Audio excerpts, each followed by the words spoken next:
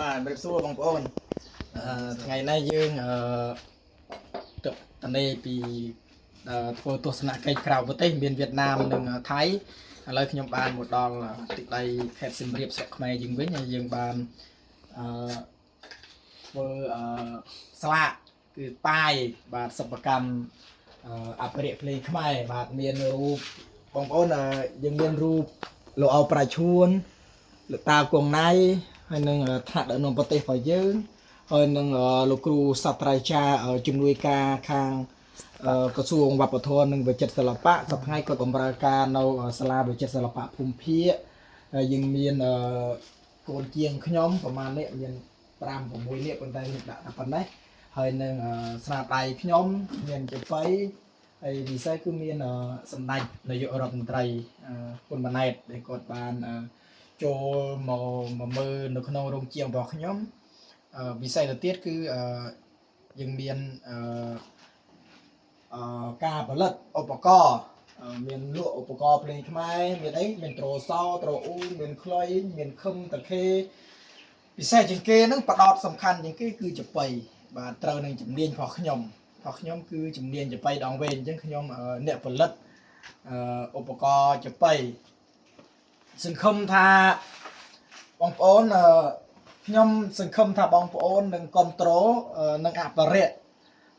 នៅទម្រង់ឧបករណ៍ភ្លេងបុរាណបាទមិនថាតែឧបករណ៍អីទេយើងជាប្រជាជនរួមវប្បធម៌អញ្ចឹងបានន័យថាខ្ញុំមានជំនាញខាងផលិតឧបករណ៍និងសម្ដែងចបៃដងវែងអញ្ចឹងខ្ញុំរួម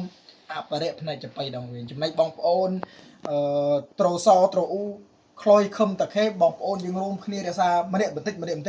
វានឹងវប្បធម៌យើងនឹងរីកចម្រើនដល់ដែរអញ្ចឹងសង្ឃឹមថាពុកម៉ែបងប្អូនដែលបានមើលคลิปវីដេអូនេះហើយបងប្អូនសូមជួយ like ជួយ share ហើយនឹងជួយគាំទ្រទាំងអស់គ្នាបាទគាំទ្រមិនចាំបាច់ដល់ទិញទេគ្រាន់តែជួយ share ជួយ like ចែករំលែកវប្បធម៌យើងទាំងអស់គ្នានឹងឲ្យបងប្អូនខ្មែរយើងបានឃើញទាំងអស់ហ្នឹងជាការលើកស្ទួយជាការរួមចំណែកអភិរក្សទាំងអស់គ្នាបាទបងប្អូនយើងខ្ញុំនិយាយហោហែមកមិនមែនខ្ញុំធ្វើតែម្នាក់ឯងទេបាទបងប្អូនខ្ញុំមិនមែនធ្វើតែម្នាក់ឯងទេខ្ញុំមានកូនជាងខ្ញុំដូចបងប្អូនឃើញពីក្រោយខ្ញុំហើយបងកានេះគាត់មានជំនាញខាងតម្លើងចបៃធ្វើដងធ្វើស្នូធ្វើសន្ទះធ្វើត្រូធ្វើបលួតអញ្ចឹងណាអញ្ចឹងគាត់មានជំនាញខាងផលិតខាងធ្វើខាងតម្លើងvàខ្ញុំខាងរៀបចំបាទហើយខ្ញុំប្រាប់ខ្ញុំត្រួតពិនិត្យបច្ចេកទេសខុសត្រូវខ្វះខាតកលៈកលេតកលែងណាខ្ញុំនឹងបំពេញបន្ថែមសម្លេងភ្លាវខ្ទង់ភ្លាវអីមិនស្អាតមិនស្អំអីខ្ញុំពិនិត្យខ្ញុំអ្នកត្រួតពិនិត្យខ្ញុំកែលម្អនេះបានដាក់ជូនបងប្អូននេះកូនជាងរបស់ខ្ញុំប៉ុន្តែមានដូចច្រើនអ្នកទៀតប៉ុន្តែណាមានតែ2នាក់អញ្ចឹងដោយសារខ្ញុំសម្រាប់ចិត្តចូលឆ្នាំហើយខ្ញុំជិបទស្សនកិច្ចទៅក្រៅប្រទេសនានាផ្សេងទៅមិនបាននៅអញ្ចឹងហើយណាណែនាំមកហើយបងប្អូនបាទអត់មានអីច្រើនទេមានតែសូមបងប្អូនសូមឲ្យសំទៀតជួ